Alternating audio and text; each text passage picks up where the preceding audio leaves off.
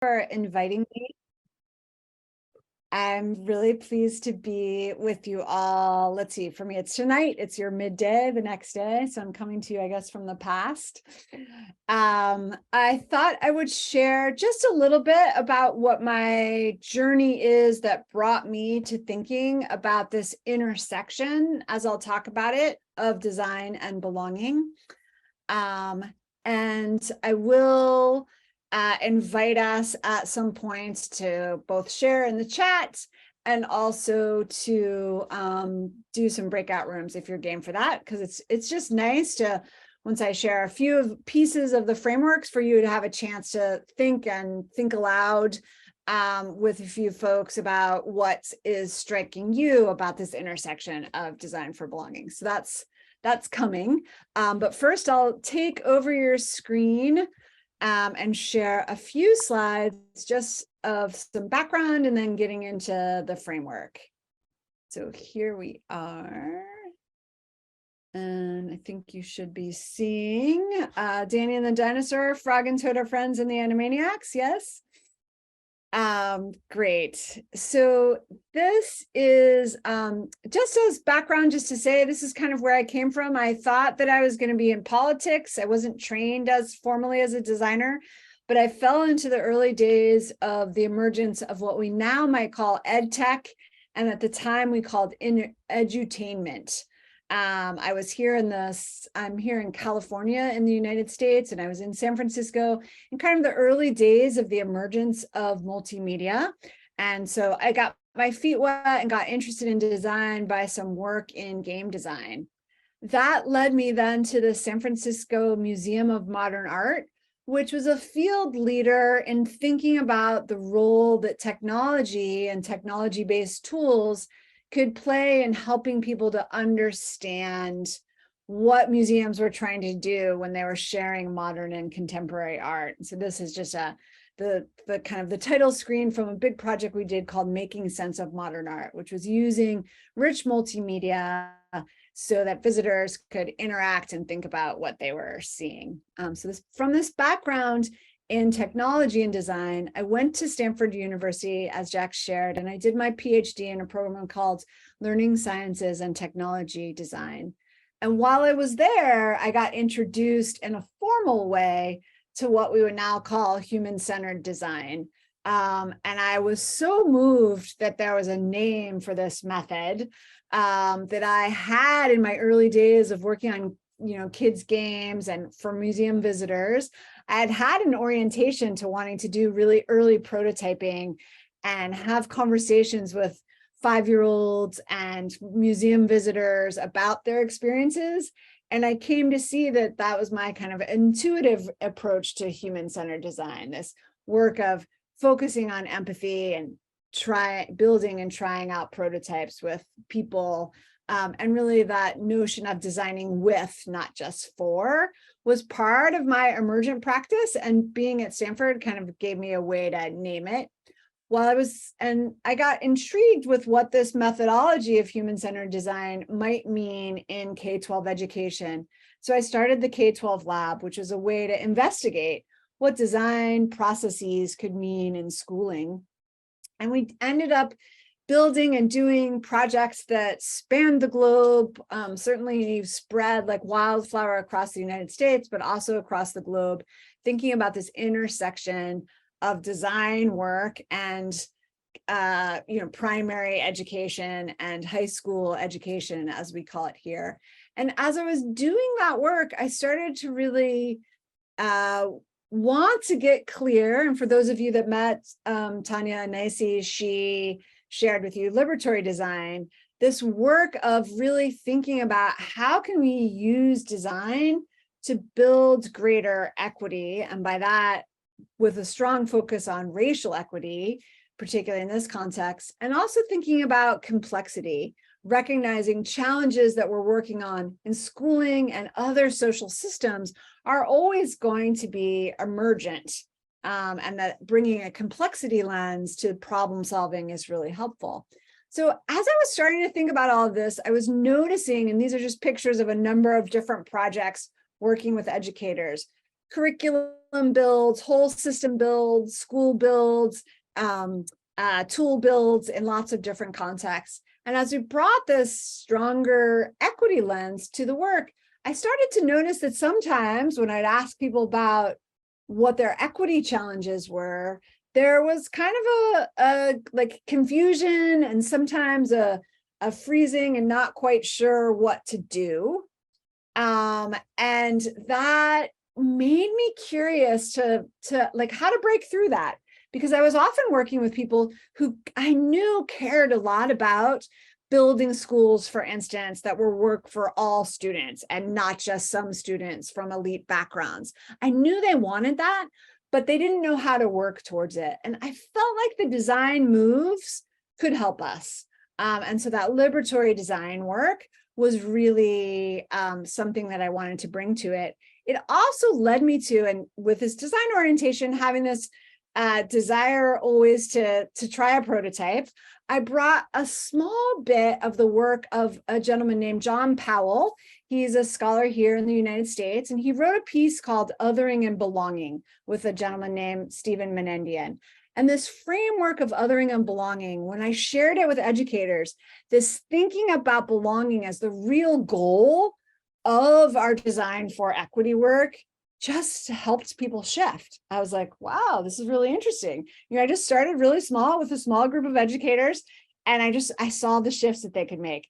And that's what led me to want to write this book, to share both how shifting to really focusing on belonging can help us in our liberatory design work, and also how for folks that are working on equity and liberatory design, how really bringing a frame of design can be helpful. So I wanted to work in both directions. So this takes us to this place of this kind of question, and I'll just pose it here as a rhetorical question, but you can think to yourself for a second, can you design belonging? Are you a yes or are you a no? I think, and maybe this is obvious, but I think it's yes and no. And for me, there are many reasons why it's yes and no. But a powerful reason is because belonging is a feeling, and we can't design it. We can't design that feeling. We can only design, create, provoke, set up, arrange opportunities for that feeling to emerge. And sometimes when we start to think about belonging, what comes up can be that flip side, that othering side, that times when you didn't feel you belong. And this may start to occur for you as you think about belonging. It might be that a story of not belonging comes up. I'm certainly not wanting to trigger anyone here or make you feel uncomfortable. So please, of course, take care of yourself in this time and always. For me, when I started thinking about how belonging could be created, I remembered a time when I didn't feel belonging, and I found a photograph as evidence. So this is me, it might be obvious. This is me and my younger sister who did grow into those ears. And we are standing here at my mother's wedding to my stepfather. And I always like to say at this moment, even though this to me is a moment of not belonging, I dearly love my stepfather and we've made great amends since this time. But it's noticeable to me that in this particular moment, there was nothing created to help me belong. I was in a church I didn't understand, participating in rituals that I didn't have a role in. I was even in uncomfortable clothing that made me feel like I wasn't able to kind of be in my own skin. It's useful to mine experiences of not belonging to see what in fact was designed or suspiciously undesigned, right? It helps us to see. These are, shout out to the artist for my book. Her name is Rose Jaffe. She's actually a mural artist. And these are her sketches. So part of this work and how I like to think about it is it starts with feeling. When and where do you, and by that I mean literally you, feel belonging or not? And what's that like? These are some of the versions of what belonging feels like, being a part of something in a good place, that invitation in. And othering can feel like things like being projected upon or reduced to just some aspect of yourself, or actually, erased in different contexts. So we're thinking about the combination of these two things. I do want to invite you to think about, for you, what is a place or a time where you felt belonging, or if it is a time of not belonging that you want to think about. This is going to be the invitation, Jax, to send folks to a breakout. And I think we'll send folks into, if the numbers are right, we can send folks into trios. And the invitation here is to think about, you don't have to do a whole journey map, but rather just to think about a time when you felt you belonged or not. And what was it in that particular moment? Try to unpack, and you all are designers, what was created to help you feel belonging, or what was not created when something could have been, if you're exploring a time of not belonging. Does it work out, Jax, to send people in trios? Yeah, I'm just doing that now. So okay. And I think the invitation is to turn on your camera.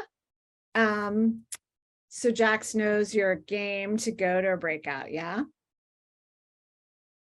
I'm just going to send everyone out, and one group's got 4, but hopefully everyone's here. So let's see how we go. So when you're ready. Okay, and I'll just say, you can time yourself. We're going to give you time, so you each have about 2 minutes to talk. Well, if you didn't have a chance to thank your breakout room buddies, let's just do on 3. Everybody can say thank you. Okay, ready? 1, 2, 3. Thank you. Thank you. Thank you. Thanks, Anne. Excellent. Sometimes those breakout rooms end, and even though you're watching it count down, it happens. So I was in a really lovely conversation. I'm curious if anybody has something they'd like to say out loud about how getting to chat about what belonging means to you in a time or place where you've felt it, what that was like. And please, in the context of this, just share your own experience. Don't tell a story about your partners. And feel free to just come off mute. You can raise an electronic hand or a real hand. Just a few, just to hear some voices.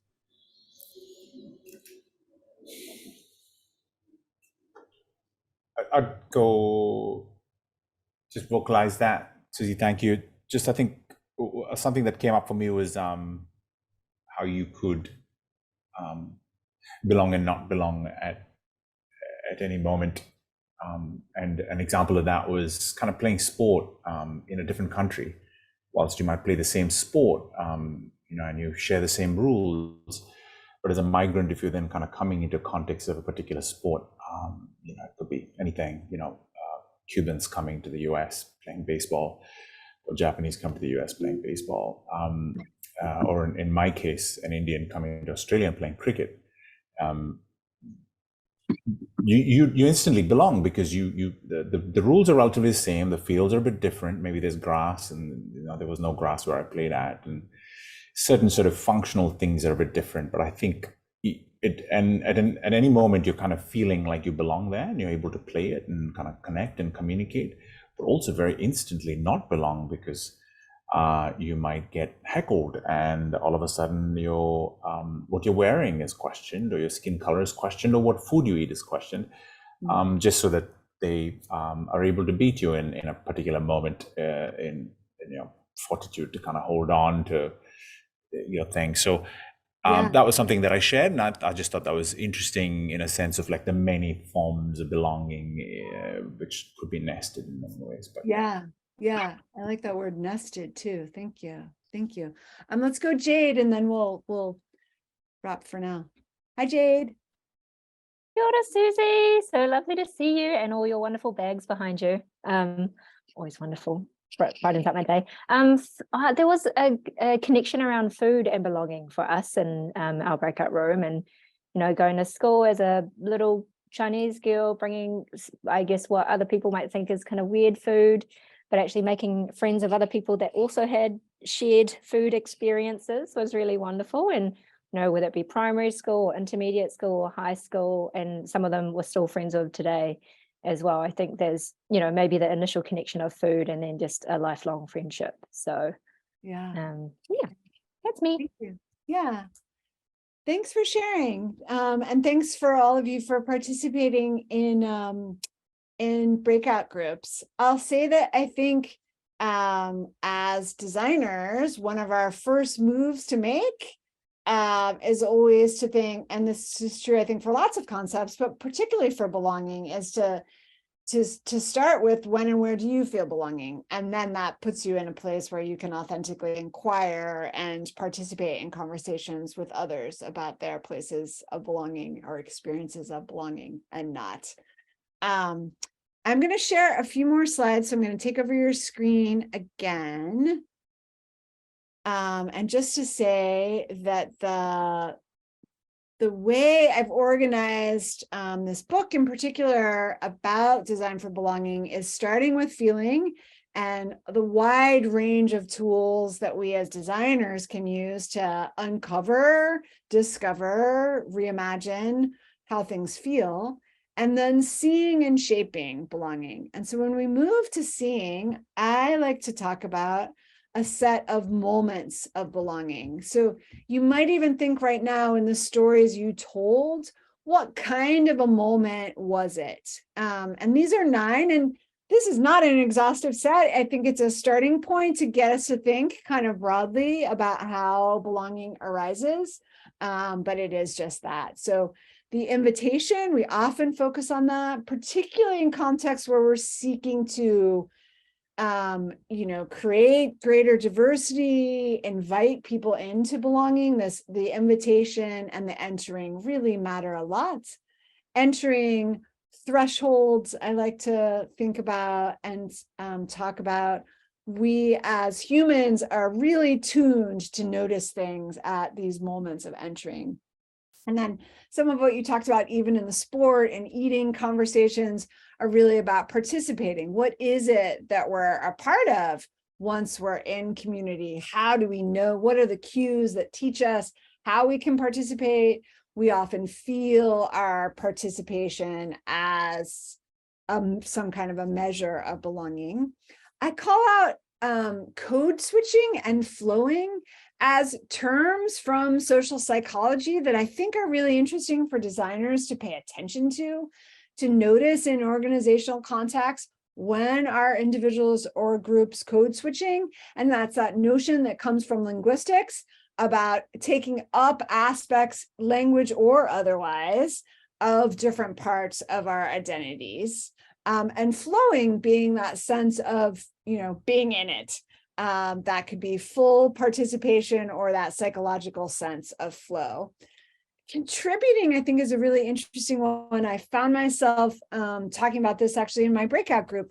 Contributing wasn't a moment that I had particularly focused on when I started doing this work, but it kept coming up in stories when I was having people, around in different contexts, draw emotional journey maps of their highs and lows of belonging, often stories of contributing, that specific meeting where I said something and it shifted the room and I felt a sense of belonging, or showing up as part of a community for a particular event. That contribution is often really a sign and a reflection of belonging.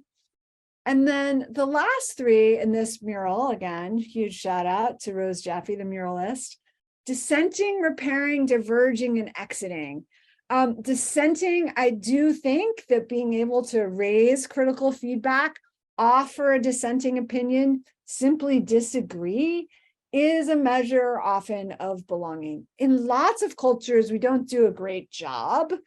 Certainly in American culture, American corporate culture, we don't do a good job of setting folks up to deal with dissent or repair. And these are both measures of belonging. Repair being that necessary step towards any kind of healing. And for all of these kind of moments, I remind us also as designers is these can be micro moments, right? We might be seeking to repair for a very small microaggression, but that act of repair signals belonging well beyond. And then we can also think about repair in bigger context. Here in the United States, we're working on imagining reparations for the history of slavery here. And then diverging and exiting, I'd like to bring that up too, because as we are in the world and in communities with our multiple identities, we are not always all of a part, right? And belonging is not a kind of zero-sum game. And as much attention as we pay to kind of invitation and entering to build more diverse and inclusive communities, we also want to pay attention to the natural, right, and intentional ways that we can support people to keep moving on their journeys. Belonging doesn't have to mean only being a part of something, you know, forever and in conclusion. So those are the moments of belonging, and I'll move us quickly because I realize I'm going to run out of time, to thinking about shaping belonging. And this may be the more obvious thing for those of you as designers, but I like to think that you can just take this even further.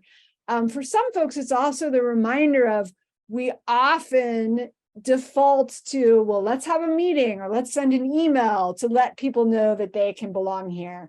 But we actually, as human social psychological beings, we pick up cues in so many other kinds of contexts, particularly space, roles and rituals. These are powerful things to design. Groupings that came up in my breakout room, right? What are the different ways that we can be a part of different groups? How can we design different groups? Those might be affinity groups, those might be large groups, small groups, they might be teams. We can consciously, intentionally design groupings to build and be supportive of greater belonging. Communications, of course, clothing, food, as Jane mentioned. And my kind of, I don't know if it's a pet peeve, but something I don't want us to forget is we notice the intentionality of design is schedules and rhythms. We take for granted so many of the ways that we use time, and it can actually be a really radical move to shift the way that we use time to build more inclusion and belonging. So a couple of examples just to deepen it, thinking about space. If you've ever been around the D.School at Stanford, we sometimes tell the story of Doug Dietz, who is an industrial designer who designed MRI machines. And he's famous because he then created what is known as the Adventure Series. This was done for GE Healthcare. And the Adventure Series uses exactly the same technology, but fundamentally shifts the experience of getting an MRI for young children. And in the context of this work, this shift, you know, from here to here, the story that shapes the space allows young children to participate in a cozy camp, this top thing, or a pirate experience. The story invites them in so that they can belong in this space. And the very interesting thing is in places that use this Adventure Series, they've been able to reduce the amount of anesthesia that's needed. The rate of anesthesia needed for young children used to be around 90% in order to get a child to stay still and be able to have their MRI. And obviously an MRI, you don't just go for fun, right? You go because you need it, so you need it. But in 90% of the cases, in order to successfully get a child to do it, you had to give them anesthesia. And in this Adventure Series, that number shifts to under 10%. So this really powerful outcome based on the way that you get to include children using space. I think it's interesting to think about that from a belonging lens. Excuse me. Roles is the other lever of design. Excuse me. Roles is a powerful lever of design that I love to think about. This is the story of reimagining a role in a school to create a dream director. An organization called the Future Project puts dream directors into schools, not to count the credits that you need to graduate, but in fact, to help you think about what is it that you aspire to do in your life, and how can we actually help you build a plan to get there to your dreams. So I love this as an inclusive way to help young people with this new role. And then finally, as I said, my pet peeve about schedules and rhythms. One of my favorite social designers is a gentleman named Chris Rudd. He's based in Chicago, Illinois, here in the United States. And he, in starting his firm called Shy by Design, he was, they were building their team. Someone was advising them on their human resources policies and asked, so what kind of holidays do you want to celebrate? And he said, the normal ones, which in the case of the United States would be the 4th of July. And the person rightly said to him, but we're starting from scratch. We can do whatever we want.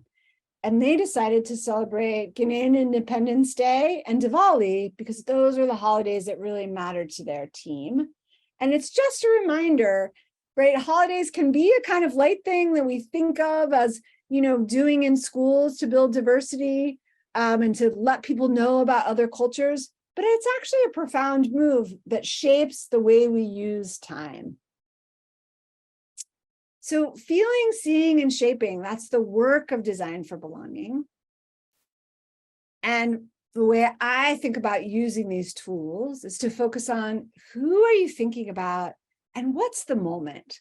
So as you dig into whatever, and I'm excited when we get to some open space here to hear a little bit about things that you are designing, but how can you think about what kind of a moment is it? Because we know that design thrives in specificity. And so picking a particular moment of belonging can be a really useful starting point. And then, of course, thinking about what levers to explore. And but with both of these murals, if you will, I think they can be quite exhaustive, but these are great starting points that point us in some maybe unexpected directions to get to an intentional design that is supportive of belonging. And just in conclusion, and then I really do want to hear from you all and have more of a conversation, just to remind us why design for belonging matters in a couple of really important ways. We know that belonging matters fundamentally for learning. This is Camille Farrington. She's a learning scientist who thinks about students in high school in particular, and the role that fostering an I belong in this learning community mindset plays is, she's shown in her work, is fundamental for seeing yourself as a learner, and seeing yourself as a learner is fundamental for being able to learn. So it really matters. It also matters for work. There's a fair amount of research. This particular piece is from before the pandemic, but it has only been exacerbated by the pandemic in many contexts. So belonging really matters for work. 51 in a recent study, this is post-pandemic, 51% of workers cited not feeling a sense of belonging at work as their top reason for quitting their jobs. And just to say on this is some work that I've been doing with some clinics in the US, where they were really struggling with worker attrition, kind of with entry-level team members in a clinical context. And so as I was describing to you, we talked about that range of moments. For this organization, we focused in on 5, and we named them a little bit differently so that we were really focused on what we had found in their context and helping them to think about. This is one of the suggestions I like to make for workplaces, is to figure out what are the key moments to design in your context. And fundamentally, belonging is actually foundational for us as humans. This is a new book by Jeffrey Cohen. And he says, a sense of belonging isn't just a byproduct of success, but a condition for it in school, work, homes, healthcare settings, negotiations, politics, community policing, and virtually every domain in which humans deal with other humans. Belonging matters. And this, I'm thinking particularly in the US context, I think it applies in lots of contexts as well. Belonging matters to not repeat the horrors of our collective past and to build the just and equitable world we want to inhabit. So belonging matters on all these fundamental human fronts, as well as for redress for past harms. Finally, in these portraits that I'm showing you here, you saw Camille Farrington, and this is John Powell, who I mentioned. His work helped put me on this path. These portraits are what I call host heroes. And in the book, there's a mural of these host heroes. John Powell says, belonging means more than just being seen. Belonging entails having a meaningful voice and the opportunity to participate in the design of social and cultural structures. Belonging means having the right to contribute to and make demands on society and political institutions. For me, this is the call for co-design as the way to build belonging.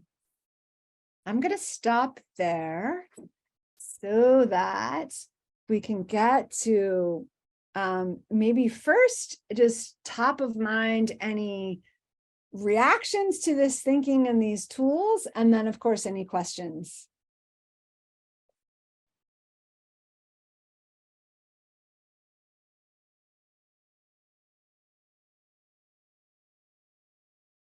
And if you want, let's see, is that any electronic hands? No. Lauren, is that an electronic hand or is that clapping? Oh, thank you for the clapping. That was just me clapping. Excellent. The hand up, Irit. Irit? Yeah, so thank you so much, Susie. That was really interesting. I'm trying to think about how to frame this. I just feel like having a bit of a rant. I think maybe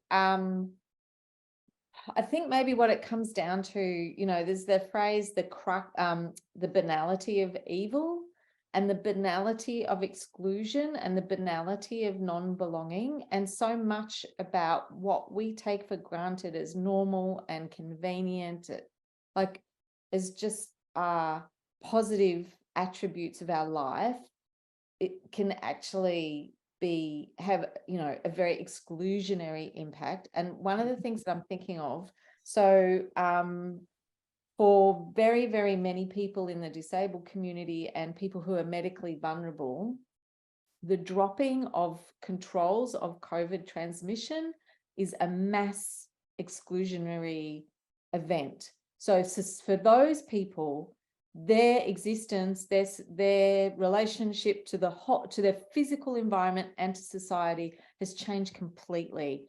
Mm-hmm. So for people who are medically vulnerable and for people who have medically vulnerable family members or people that they care about, they are still in lockdown because the rest of society just refuses to wear masks, don't want to put in place indoor ventilation, mechanisms, don't want to put in place things. You know, we saw when there was this thing on Twitter about Davos clean, you know, when the Davos leaders met, they had all this mitigating technology and all this stuff to keep the air clean. But that's been tried in hospitals and schools and workplaces and all the rest of it. So it just shits me. Yeah. You know, that we can just I consider myself medically vulnerable. I don't, you know, I'm not going to go to a fun design in-person meeting because I don't want to risk another COVID infection. That's just how it is. So, you know, this sense of going back to normal and how things were before is excluding millions and millions of people because it's too inconvenient to think about how us living our normal lives makes other people not belong. Yeah. That makes me think about just the notion too of the role of designer as instigator for some of those kinds of conversations, to actually do that inquiry, that mapping, and that storytelling to lift that up. That to me is kind of connected to that first piece of work of design and of design for belonging, of feeling, right? That how do we do that in a way that lifts up those stories? Yeah. Thank you for sharing. That's okay. I'm interested in designers as behavioral models. Yeah. What can we do? Not just tell the stories, but how can we change the behavior? What can we do to model what belonging looks like or inclusion looks like. Yeah, yeah, yeah. Very good point. Yeah. Is it Sienna? Shauna. Sienna? Thank you. I think my copy of your book is literally arriving today, so that feels very synchronous. But I don't have it in my hands, and I don't know if this is something you cover in the book, but a lot of the design I do, I would say, is process based, and so I'm wondering what tools or approaches do you have to kind of test your design before implementation, to like, because we can think we've done a beautiful design. Yeah. So how can we test that before implementing and making sure we're not creating unintended consequences? You know, like, how can we be best prepared? We have all the best intentions. So that's my question for you. Thank you. Yeah, sure. Yeah. So, and that is something I kind of repeat often in the book, is exactly that, is that we don't know. And so you're going to try the new thing, and you're going to have to see, did you create more belonging for more people, or are there patterns of who didn't feel belonging? And did you inadvertently create othering? And so the goal is to pay attention to that. I think of that in a kind of prototyping mindset as safe to fail experiments. And they do have to be safe to fail, right? You can't be setting up situations of extreme othering, on accident, although that happens in the world. But for this work, right, that's the thing that you're really endeavoring to ensure, that your safe to fail experiments, either they're at a small enough scale that you've done, it's again the power of really co-design, so that you're designing with, not for, and that you're able to be in some kind of collaboration that allows for really vetting, like, is it safe to fail? But then I also just think it's about this, scaling things down and trying things in small pieces so that you can test and understand. Yeah.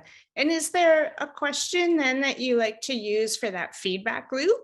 Like, in the sense of being able to know, did I create belonging, or did I create othering? Is there, even if it's just the most light touch one, like, as a question to create a feedback loop?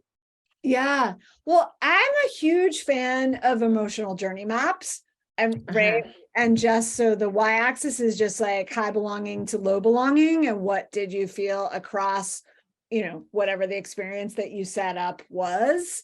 That I feel like is a great tool too, because then you get to also just deeper understanding of what was the range of experience. Yeah. So I think a lot of kind of very basic inquiry tools can be turned towards belonging questions. I'll share, just because I have this one extra slide here. I'll just share just for fun. This was work that I did in Oakland, which is the city where I live. And this was in a large public space with biodegradable chalk, where we had these giant stencils. Belonging in Oakland is like blank because blank. I know belonging in Oakland, or I know I belong in Oakland because. So these were, oh, my slide disappeared. Do you not see it? No. Oh, weird. Okay, sorry. I thought I was sharing. I'll try one more time. It doesn't really matter, but are you seeing now? Yeah, no, I can't see you, so I can't see if you put up your thumb or not. Yes, I can We see good? it. Okay, Yes. thank you. Excellent. Yeah, so tools like this, prompts, right? And you can imagine you could tune that to whatever the thing was that you're trying out for folks, to be able to hear more voices in these safe ways. And we're gonna run out of time, but is there one more question? Yeah, Peter? I just wanted to echo Iris' comments. And for me, when I look at the design levers to explore, one for me is a question of what is normal up front. What is normal? Let's not assume normality. So you know, as bad as COVID's been, I think probably it's the only thing I can think in recent world history on a global basis that's enabled us to kind of query what normal is. What is normal for health? What is normal behavior by way of association? What is normal in terms of support for people who have COVID or are vulnerable and so on? So you take those kind of questions out of that context and put them in a group context. I think often you can call together a group of people and assume what normality is, but I don't know that that's always helpful. It's an unspoken kind of thing. So I think for me, one of the tests up front would be, well, what would normal look like? Do we actually have a common understanding of that? And how are you relating normal and belonging or othering? I think it's probably difficult to create a sense of belonging unless there's a shared understanding of what's normal, what are protocols for us in association, and yeah, that could play out in dress or food or timing and other things, but it would be very easy, and I'm sure I've been guilty of being in a situation where just assuming what normal looks like and then expecting everybody else to kind of sit into that. And I can think of some instances where they don't, and it was like, well, what's wrong with you? Well, the real question is, what's wrong with me? Right.